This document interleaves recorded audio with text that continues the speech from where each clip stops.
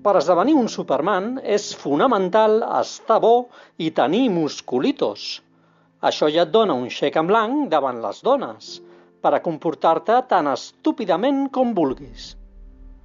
Així, per exemple, pots posar unes cares profundes i misterioses que reflecteixen sovint un interior de gamarús.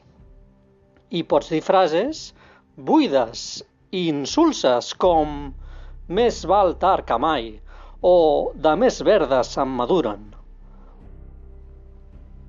Per ser un Superman en presència d'una mossa cal sempre entrepanxa i tensionar tots els músculs possibles, mentre parles del temps, posem per cas.